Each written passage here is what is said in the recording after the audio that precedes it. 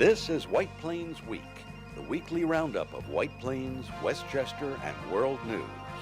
With John Bailey, editor and publisher of the daily internet newspaper White Plains Citizen Net Reporter, WPCNR.com. Jim Benerofe, editor and publisher of SuburbanStreet.com and WhitePlains.com. And me, Peter Katz, formerly with NBC, ABC News, and stations from Boston to Los Angeles. White Plains Week, what's happening? Who are the newsmakers? What's in store for the future? The views and opinions expressed on this program are solely those of the participants.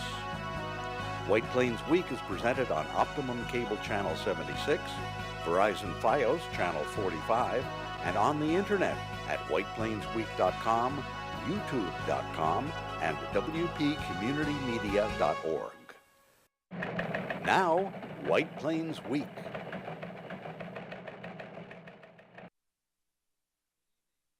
This is White Plains, and all you voters out there, you voted, you decided, and now the future lies ahead. John Bailey, White Plains Week, the City News Roundup Show, the election wrap-up special, joined by Peter Katz on my right and Jim Benerofe on my left.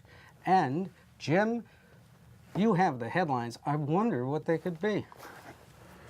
And here are the headlines for the week of November 11th, a week to remember. Donald Trump is elected 45th President of the United States. After a whirlwind last day of campaigning Tuesday, Hillary Clinton, strong to the end, says goodbye in a speech to remember always. President Barack Obama puts the unexpected Trump victory into perspective and prepares to pass the baton. State Senator George Latimer wins re-election to State Senate. Anthony Scarpino Jr. is elected Westchester County District Attorney. Amy Paulin is re-elected to Assembly District 88. Chuck Schumer re-elected to the United States Senate, seen as the majority leader. In White Plains, minority leader.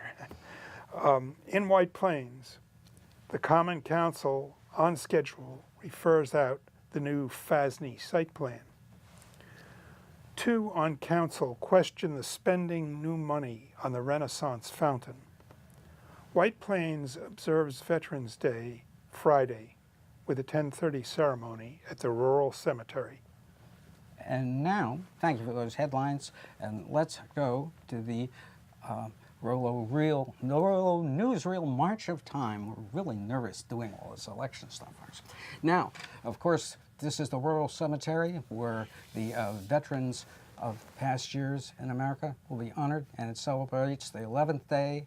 We're recording this show on Thursday. Right. The ceremony will be Friday, November 11th. Right. This is done, if I can get this correct, on the at the 11th hour of the 11th day of the 11th month.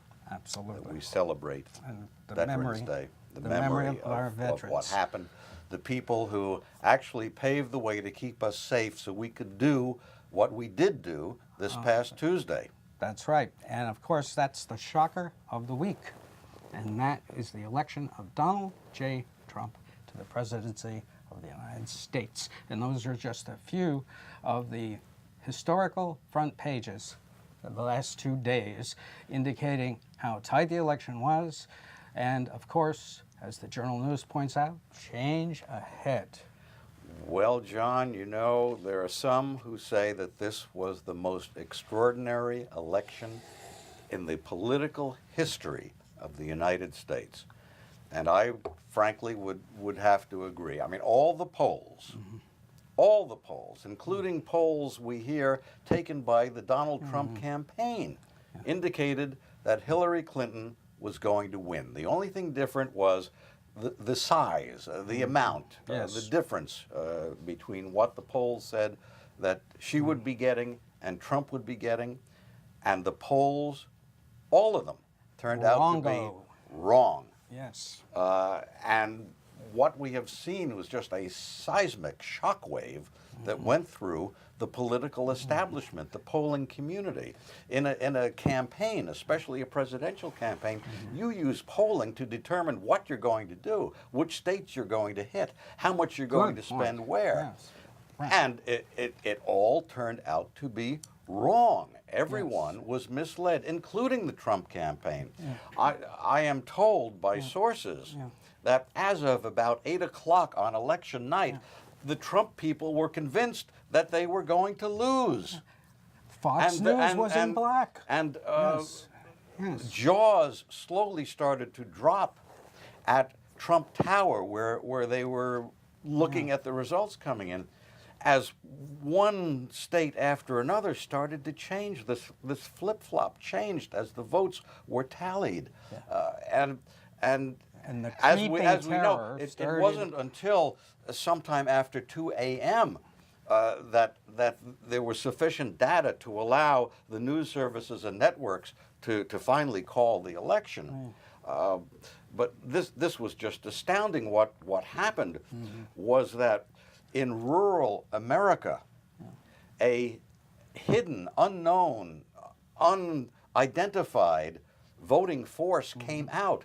These are people who either had drove their buckboards into town. In the past, voted for Obama in the past 2 elections, or didn't vote at all, just stayed at home in past elections. They were on a mission. And here was a new voting force that had not been reckoned with, that had not been identified, which came out of the woodwork, and it was just astounding. Now, as we're recording this show, they're still counting some votes. And it appears that Hillary Clinton will, when all is said and done, wind up with a reasonable majority of the popular vote. Some say it may go all the way as high as perhaps 3 million votes. Right now, it's much less than that.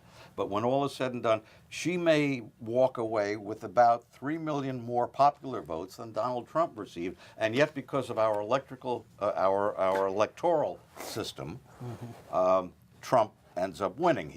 He got the majority of electoral votes, and that decides the election. And Jim, am I wrong in that my reaction and the reaction of just about everyone I know was Flabbergastation. Incredulity, Yes. just not believing what was unfolding on Tuesday night into Wednesday. Well, I will tell you, at maybe it was 10 o'clock, I said to myself that Trump's got it. And I didn't know anything, but I said, he's going to win. There was a creepy feeling in the air at that time. I went to bed, and I woke up about 5, 6 o'clock and went on to CNN, and of course found out that he had won. And then when Florida went to Trump, boom, you knew the handwriting was on the wall. And in fact, John King of CNN did a masterful job of showing, as we awaited the Michigan, Pennsylvania, and Wisconsin results, that even though she had lots of votes remaining in Detroit and in Philadelphia and Milwaukee, it wasn't enough on the numbers to what astounded everyone was that Pennsylvania went for Trump. Absolutely, and that was like in the pocket halfway through. You know, there had been a suspicion that he would do well in the Rust Belt, up in Ohio, possibly, Michigan, and that the Democratic vote coming out of Detroit and some other areas might not be enough to counteract the he was white, picking up the all the little white, counties. the white male, no college degree vote. And in the 6 Rust of Belt. 10 women with no college degree, which was another thing that the networks pointed out to us. So this caught everyone by surprise. Some people, cannot imagine, to be blunt, that the American electorate could be so stupid as to elect someone president who said all of those things and who gave evidence of the beliefs and the behaviors that Donald Trump did during the campaign. And it also points out. Go ahead. I think that America is really bigoted. I'm sorry, but that's the way it is. I mean, if they went for him, they are bigots. You know, I think there is an undercurrent of bigotry. We have seen that in some of the people in the campaign who Trump surrounded himself. And I mean, that's a strong statement to make. But it was the whole theme of the Republican primaries. Plus, the other thing which I am having great difficulty wrapping my head around here is that we on this program showed the parallels between what Trump was doing in his campaign and what Adolf Hitler did in his campaign. In fact, we on a couple of shows even read excerpts from Mein Kampf, which outlined the things that we were seeing in the Trump campaign at that time. Absolutely. And how can people have accepted this, have voted for this? And nonetheless, it has happened. It has happened. The way things work, we accept these things and we move on.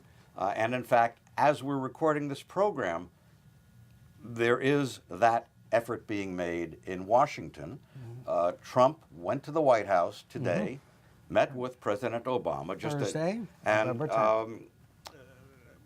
Yesterday at the White House, on Wednesday now, this is, President Obama with Vice President Biden standing alongside, did pledge to work for a smooth transition to a Trump administration. It is no secret that the president-elect and I have some pretty significant differences. But remember, 8 years ago, President Bush and I had some pretty significant differences.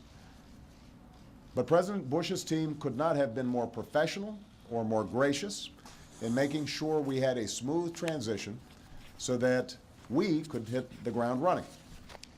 And one thing you realize quickly in this job is that the presidency and the vice presidency is bigger than any of us. So I have instructed my team to follow the example that President Bush's team set 8 years ago and work as hard as we can to make sure that this is a successful transition for the president-elect.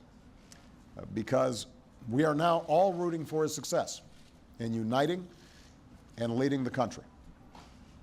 The peaceful transition of power is one of the hallmarks of our democracy.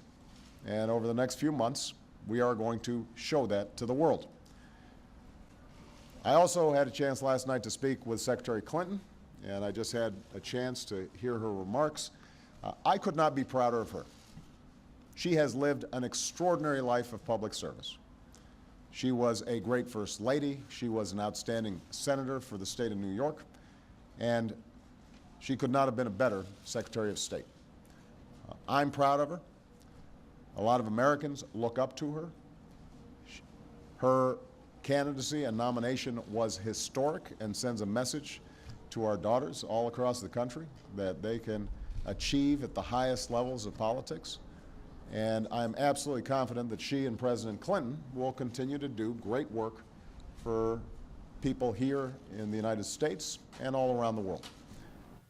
Well, you know, the Clinton campaign seemed to be riding high the night before Election Day. They had a rally at Independence Hall in Philadelphia, which attracted about 30,000 people to see and hear Clinton, President Obama, and Mrs. Obama, with entertainment by Bruce Springsteen and John Bon Jovi. And then the campaign moved to Raleigh, North Carolina for a last-minute midnight rally featuring Bon Jovi and Lady Gaga. And then Bill Clinton and Hillary returned to Westchester.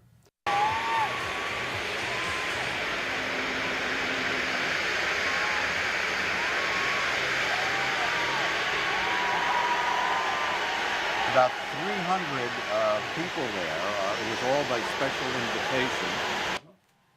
And as the airplane pulled up, the excitement level just became incredible. Just waiting for this.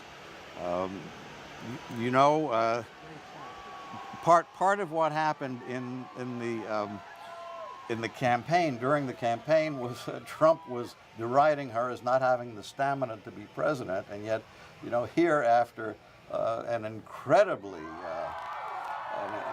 just an incredibly draining election day, there she is, looking as bright and fresh and energetic and happy as anyone could be, getting off the airplane at the airport, she just came over to the crowd, plunged right in, was going along the fence line, shaking as many hands as she could, posing for as many pictures as she could. You know, this is not a lady who can be accused of lacking the stamina to be president of the United States.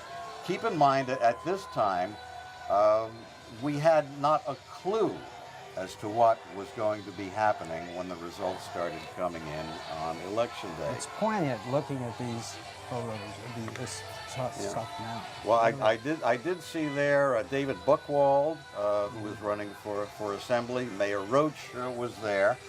And again, to have a couple hundred people show up at Westchester County Airport in the middle of the night for something like this is quite remarkable. I think my brother and his wife were there. Oh, really? Yeah. A lot of people from Chappaqua were there, and right after this, they went up to Chappaqua, freshened up a bit, and then on Election Day, on Tuesday morning, they voted at an elementary school in Chappaqua. It was. The excitement was, I mean, it was just something. You could feel it in that that tape. You really it was like a pre-coronation. It was starting the day with such high hopes. Yeah, and the question is, you know, what kind of high hopes are we going to see in Washington? You know, will there be any kind of true cooperation across party lines? Some people have their doubts. After the White House, Donald Trump and party went to Capitol Hill to meet with some of the congressional leaders. But here in Westchester this week, Congresswoman Nita Lowey again expressed her frustration with the gridlock in Washington on Capitol Hill. But many political pundits think that even Republican control of the White House, as well as both houses of the Congress, may not grease the skids for getting a lot done. Now, Lowey told me that until now, the right-wingers have been the ones causing things to grind to a halt. Taxpayers pay their taxes so that the government can function and provide all the essentials that our community needs. It's an embarrassment that so little gets done. I was very pleased on Veterans Day that at least we were able to pass the Military Construction and Veterans Bill, which would provide just under $75 million for our veterans. So every once in a while something happens, but there are too many people in the far-right caucus who just want to disrupt government. And if that's the case, they should go off into the woods and cut down trees. At least they'd be useful for making paper or something like that. And rather bitter, Mrs. So now Nita Lowey, you know, who gets to go back to Congress for another 2 years. Now she can go back and stall things, right? Well, you know, I don't think they'll be able to. I mean, the way things are, you know, the Republicans, for most things, they'll be in control. There's some parliamentary maneuvers which will allow the Democrats to do certain things there. But despite the election, Wednesday night, in about 25 cities across the country, there were protests. Spontaneously, crowds appeared on streets. Here in New York City, thousands converged on Trump Tower on Fifth Avenue. There was a separate demonstration up at Columbus Circle. A total of 63 people were arrested by the police in New York. And that's something when you have spontaneous demonstrations in 25 cities after an election. One other thing, two other things that I picked up. Number one, the airspace over Trump Tower for 2 nautical miles has been closed, up to from the surface up to 3,000 feet. This is for security. Yes. You won't be able to just fly down the Hudson River or up the East River anymore as you could. And they anticipate that they'll be able to accommodate the airline flights going into LaGuardia and other airports without too much of a disruption. Yes. And the Trump campaign apparently sent out a notice to the news media, all the news media on their list, that the event at the White House, where Trump and Obama meet today, Thursday, would not be open to the press. That prompted the White House to send out a notice to its press list saying, we're still running things, and it will be open to the press. We're not out yet. That is an indication of what a kind of a leader Mr. Trump will be. I got it. I'm doing this. And I know, John, in closing, you did want to point to just one brief thing that Hillary Clinton said in her concession speech, which was made Wednesday morning. Right, and one particular quote that I got from it is, there are a lot of young people across the nation very disappointed at this result. And she had this message to them, which is, I think, a terrific, terrific message. To the young people in particular, I hope you will hear this. I have spent my entire adult life fighting for what I believe in. I've had successes, and I've had setbacks, sometimes really painful ones. Many of you are at the beginning of your professional, public, and political careers. You will have successes and setbacks too. This loss hurts, but please never stop believing that fighting for what is right is worth it. It is. It is worth it. This is a great speech, and whenever you have a child that has a setback, it's worth reading. It's worth reading. Yeah. And she delivered it strongly. Yeah. Her heart was broken. She started the speech tearing up, but she handled it, reached back for that little something extra, as she always did, and fired out this speech. You know, John and Jim, we have been fortunate in that we have been able to report history. We didn't know just how great the history would be, just how historic this event that we've been covering for months and months here, sometimes with tongue in cheek. But we really all have lived through a historic moment in the history of this country. It definitely is. How it unfolds after this may prove to be equally historic. We said, well, after the election, this will all be over, but it may is not just be. Beginning. That's correct. It is just beginning. Anyway, something else that's just beginning, completely changing the subject here in Westchester, is that we have reported on the plan by the Westchester County Association to put together a consortium to bring ultra-high-speed internet to Westchester. They call it gigabit service. The Westchester County Association is working with 4 major cities, White Plains, New Rochelle, Yonkers, and Mount Vernon. And now Greenburgh Town Supervisor Paul Feiner says Greenburgh wants to get in on the deal. Here's what he told me. Well, I want Greenburgh to have the same advantages every other community in Westchester has. Central Avenue includes White Plains, Greenburgh, and Yonkers. And if White Plains and Yonkers have gigabyte and high-speed internet, and we don't, businesses and companies will move to White Plains or Yonkers, and that's really unfair. We have Regeneron. They're going to be putting 1 million square feet of new additions, and I worry that we'll be in danger of losing biotech companies and major companies if we can't have the same advantages everybody else has, or other communities have. I think that it attracts residents. I think it attracts businesses. I think that we want Greenburgh residents and businesses to have the best opportunity. We want our town to be the best among Westchester and among the whole region. And if one community has something that's better than ours, we're not happy. You know, John, it sounds rather mundane to say it, but the White Plains Common Council had a meeting this week. That's right, and they did something very big. What did they refer out? Well, they referred out the FASNY site plan. Yeah, and that's a slide for FASNY right there, and that's the plan right in the middle, and that's the way it looked on November the 10th. And the referral does not yet, I am told, change the environmental status of the property, but I'm told by John Sheehan that they expect to possibly do that either slightly before the December meeting or after it? From what I understand, the intent here is to try to say that this is confined to a single non-environmentally sensitive Right. parcel, and therefore, now this is the ultimate extension Yes. of this, does not have to comply with the secret regulations, and Which therefore no requires- longer yeah. would require a supermajority vote for approval, which would Yes. be a 5-2 vote. Yes. We know from what has happened in the past, they have 4 votes to pass anything that does not require a supermajority approval.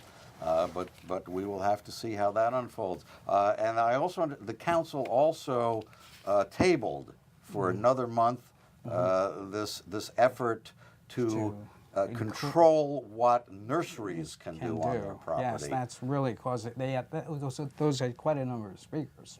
Yeah. Right? And now one other thing on the FASNY, I was told by John Sheehan of the Gedney Association that the Common Council FASNY 4, who voted in favor of FASNY, he expects that they will be primaried. And he said that the Councilman McQuona is going to primary the mayor. And they also have Michael Craver, a very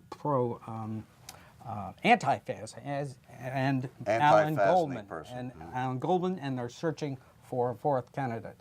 So this promises a lot of fireworks ahead. And My goodness, you don't think we'll start seeing the kind of political fireworks here in White Plains that we Well- see on Capitol Hill? all it takes is one step too far, and then people snap. And that's perhaps what happened Tuesday night.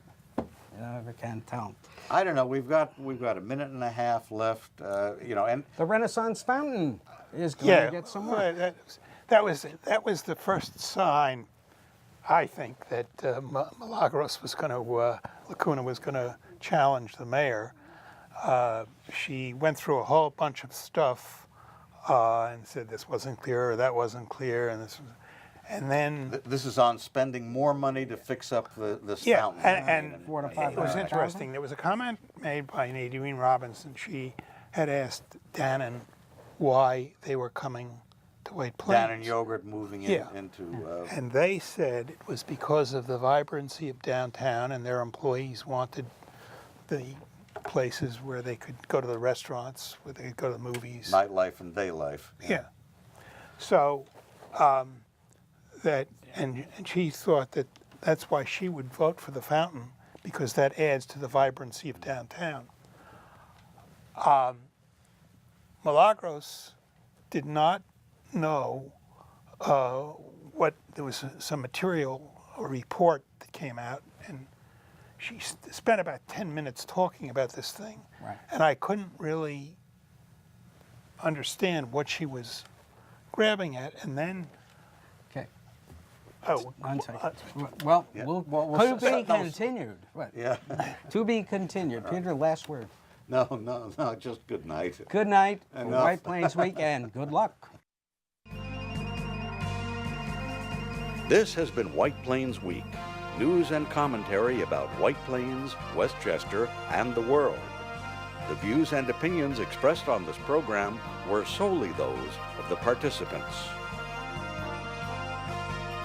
White Plains Week, produced by White Plains Citizen Net Reporter, and presented on Optimum Cable Channel 76 and Verizon Fios Channel 45.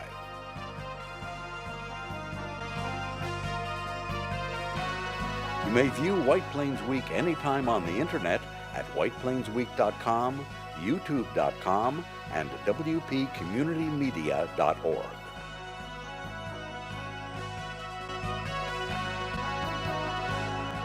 For White Plains Week, this is Peter Katz speaking.